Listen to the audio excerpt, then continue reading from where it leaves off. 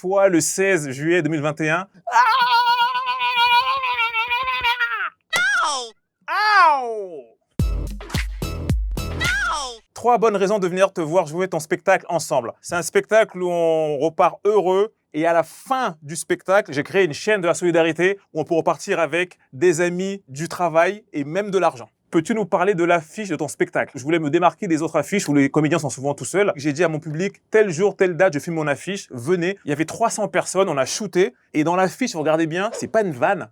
Au fond de l'affiche, il y a un drapeau algérien. Comment ça se fait? Ils sont partout.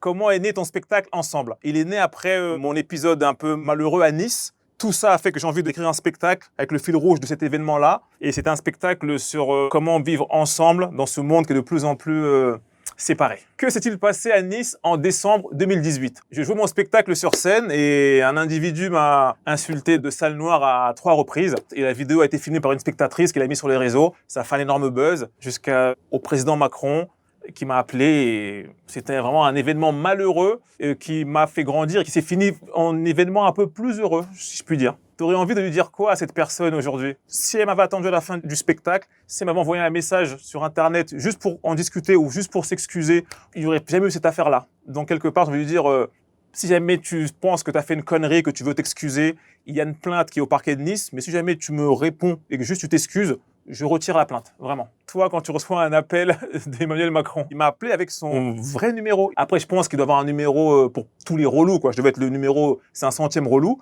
et je l'ai enregistré. Manu, si un jour j'ai un truc à te demander, j'ai ton numéro. Comment rire contre le racisme? Nous sommes obligés de rire contre le racisme. Si on ne rit pas, on le subit. Et si on le subit, on a perdu. Donc, il faut rire de toutes les atrocités, car c'est en riant des atrocités qu'on peut les combattre, en fait. Le rire, c'est notre seule arme que nous avons et c'est gratuit. Oh, sauf quand on vient me voir, c'est payant, mais souvent, c'est gratuit. Selon toi, qui est le dieu vivant de l'humour? J'en ai 3. Eddie Murphy, Dave Chappelle et il y a Chris Rock. C'est le summum de l'humour pour moi. Black, Renoir, que black, quels sont les termes à bannir en 2021? Et je sais que ça va faire vraiment parler beaucoup de noirs, mais pour moi, c'est un combat qui vraiment ne m'intéresse pas, quoi. Chacun dit ce qu'il a envie, ça veut dire la même chose, donc peu importe. Toute activité confondue, comment faire évoluer les mentalités et cesser les discriminations? Souvent, on a envie que les gens s'aiment entre eux, c'est le mauvais combat, ça. On peut pas tous s'aimer. Dans nos familles, il y a des personnes que nous n'aimons pas. Donc, le vrai combat, c'est de s'accepter, de se respecter. L'amour, si ça vient, c'est en plus. Ça consiste en quoi la route des vannes? La route des vannes, c'est plein d'humoristes poussent dans un van. Nous allons jouer dans des domaines viticoles et c'est un mix d'humour et vin.